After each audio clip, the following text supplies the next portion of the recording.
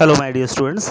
Class 9th History, chapter number 3, Nazism and Rise of Hitler.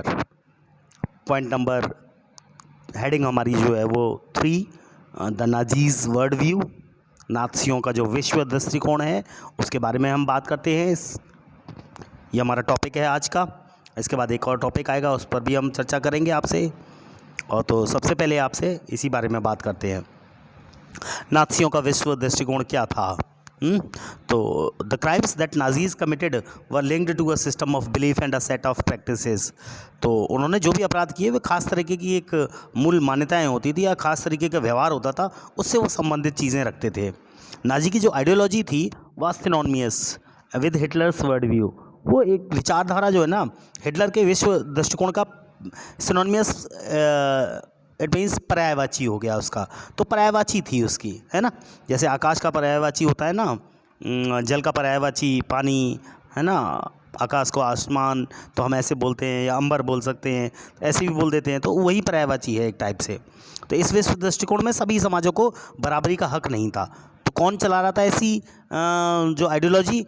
Hitler चला रहा था, यानी नाजी लोगों की आइडियोलॉजी थी। सभी समाजों को बराबरी का हक नहीं था। नस्ल के आधार पर या तो वो बेहतर थे या बहुत कमतर थे, ऐसा माना जाता था। इस नज़रिए से वो कहता है कि जो in this view blond, blue eyed, Nordic German Aryans were at the top. यानी कि कौन से लोग? ब्लॉन्ड यानी कि नीली आंखों वाले लोग, और कौन? नॉर्डिक जर्मन आर्यन लोग। ये सबसे ऊपर थे इस पूरे नस्ल के आधार में। अगर देखा जाए तो सबसे ऊपर कौन थे? ये अपने आप को मानते थे, जर्मन आर्यंस।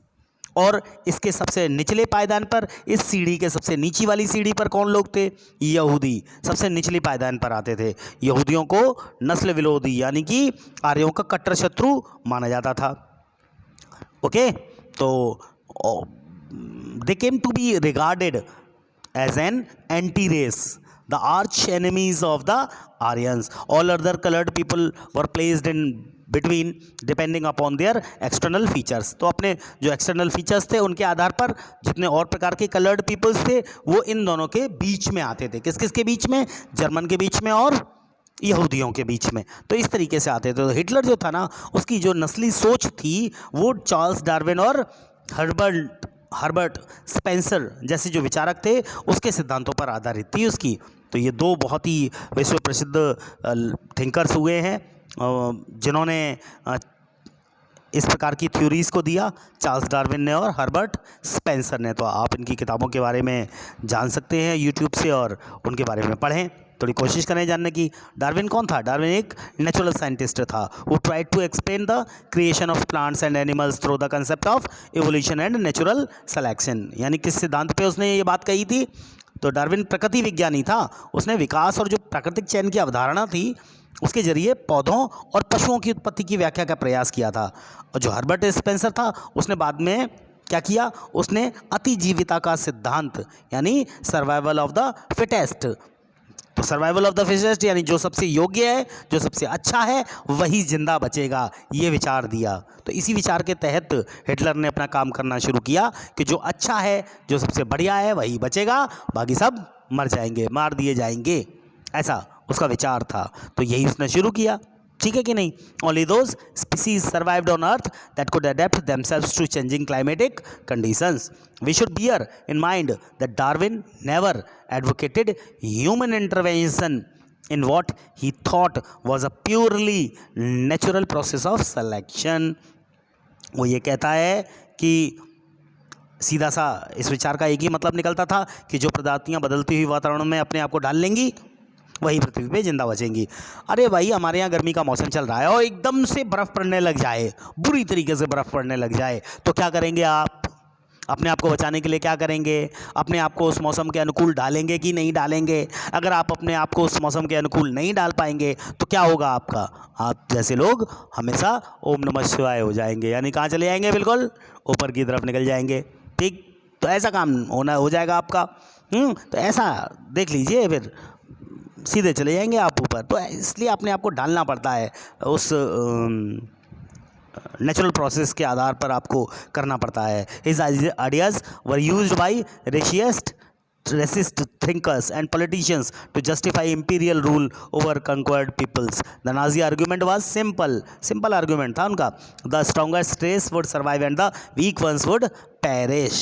उन्होंने कहा, एक सीधी सी दलील दी उन्होंने, सीधी सी बात कही उन्होंने, जो नस्ल सबसे ज़्यादा ताकतवर है वो जिंदा रहेगी और कमज़ोर जितनी भी नस्लें हैं वो क्या हो जाएंगी, ख़त्म हो जाएंगी.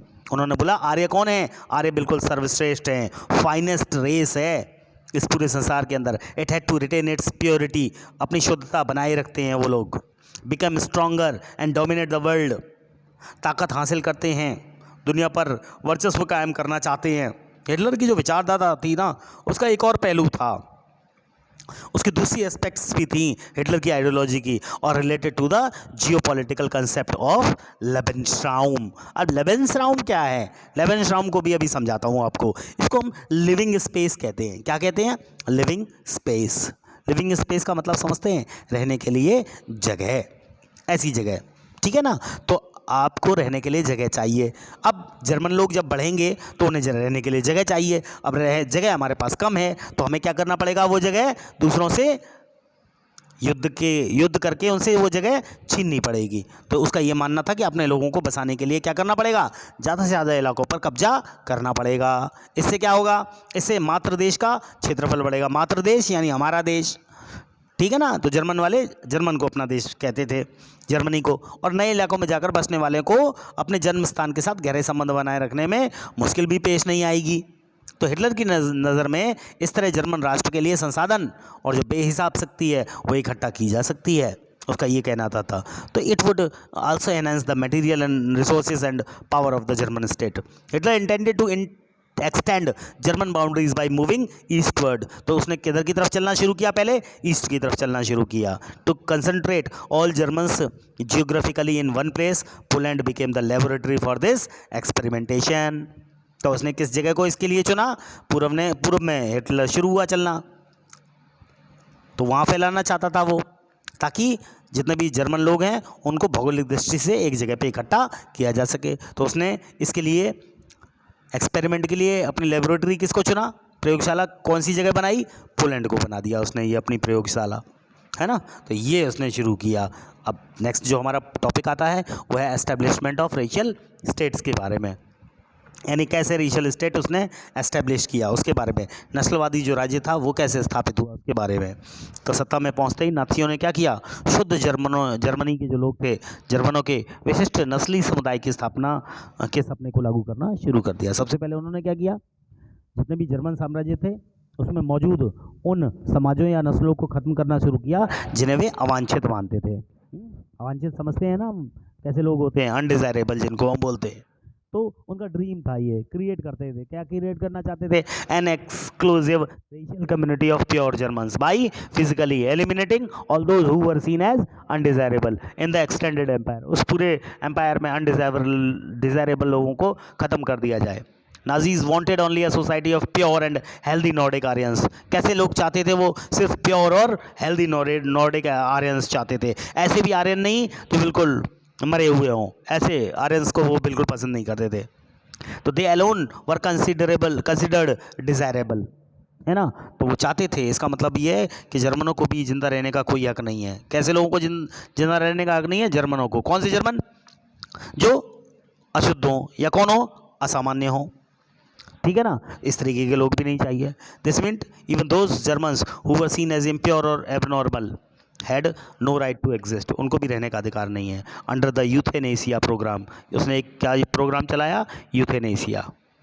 ये क्या था यूथेनेसिया, दया मृत्यु. इस कार्यक्रम के तहत उसने क्या किया, उसने बाकी नाज़ी अफसरों के साथ साथ हेलमेट के जो पिता थे उन्होंने भी असंख्य ऐसे जर्मनों को मौत के घाट उतार दिया था जिन्हें वो मानसिक या शारीरिक रूप से अयोग्य मानते थे.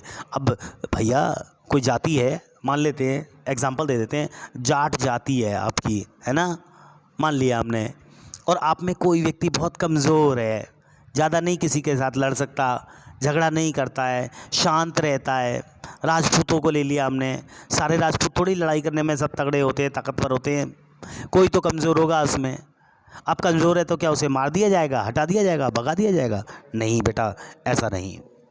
तो केवल यहूदी नहीं थे, है ना, उनको ही नहीं मौत के घाट उतारा गया बल्कि और लोगों को भी मौत के घाट उतारा गया, है ना। तो इन्हें अवांछितों की श्रेणी में रख दिया गया। इसके अलावा भी कई नस्लें थीं जो इसी निर्यात के लिए अभिषिक्त थी। जर्मनी में रहने वाले जिप्सियों और अश्वेतों की पहले तो जर्मन नागरिकता छीन ली गई और बाद में उन्हें मार दिया गया। तो ये हालत की गई उन लोगों के साथ। आप समझ रहे हैं कितनी बुरी कल्पना होती होगी। आप समझ लीजिए क्या होता होगा उन लोगों के साथ में, ऐसे लोगों के साथ जिनके साथ इस प्रकार के व्यवहार होते होंगे। आपको इसके बारे में थोड़ा सा सोचेंगे तो आपको पता पड़ेगा। There were others many gypsies blacks living in Nazi Germany were considered as racial inferiors who threatened the biological purity of the superior Aryans race. They were widely prosecuted.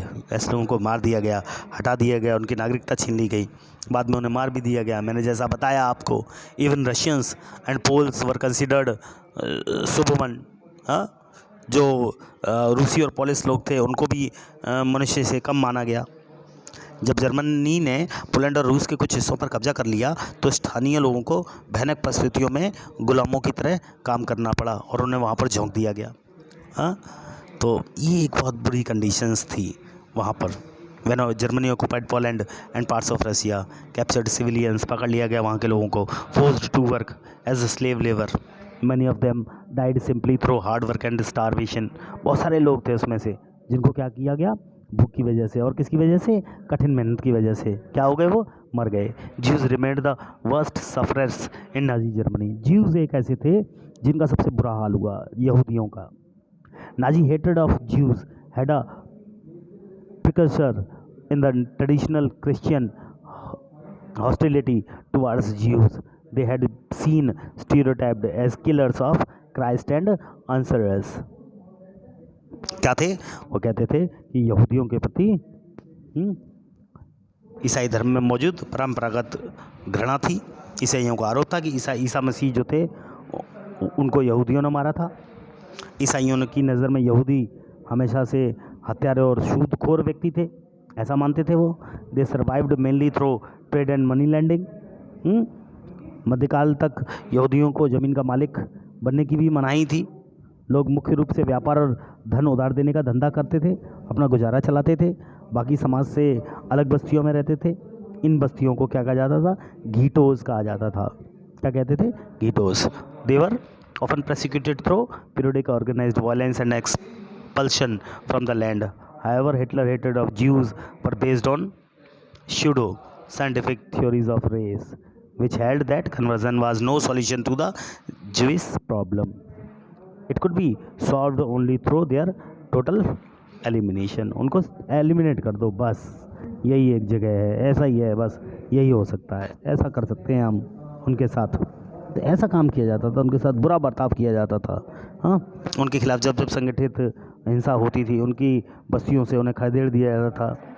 ईसाइयत ने उन्हें बचने का एक रास्ता फिर भी दिया हुआ था, धर्म परिवर्तन का रास्ता, कि आप धर्म परिवर्तन कर लो।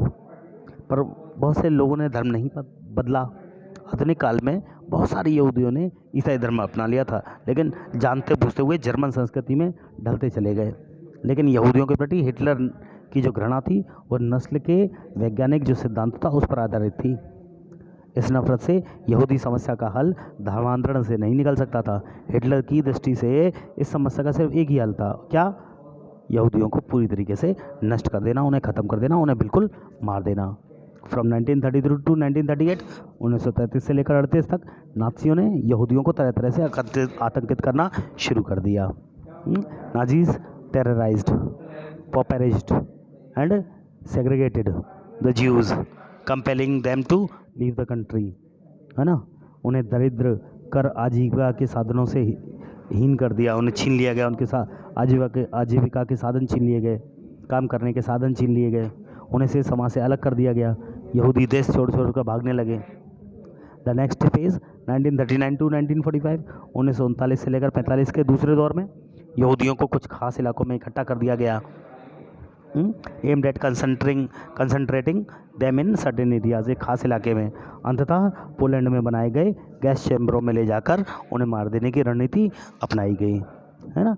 And eventually killing them in gas chambers in Poland, ठीक है। तो गैस चैम्बर्स में ले जाकर उन्हें वहाँ मारने की स्थिति अपनाई गई तो ये ऐसी परेशानियाँ थी।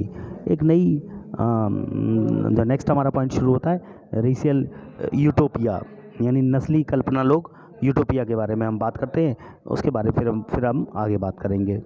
तो ख़ास तौर से हम यूटोपिया के बारे में जब बात करेंगे तो इसके बारे में जो हम चर्चा करेंगे वो आपसे नेक्स्ट टॉपिक में चर्चा करेंगे। तो मैं चाहता हूँ आप इन पॉइंट्स को दोबारा से एक बार अपने लिए क्लियर कर लें सही तरीके से और इन्हें पढ़ें। तो आशा करता हूँ आपने इन पॉइंट्स को बहुत अच्छी तरह समझ लिया होगा। नेक्स्ट टॉपिक हमारा जो आएगा वो नस्ली कल्पना लोग यानी यूटोपिया, द रेशियल यूटोपिया, इसके बारे में हम नेक्स्ट टॉपिक में चर्चा करेंगे, नेक्स्ट वीडियो में चर्चा करेंगे। So guys, thank you everyone.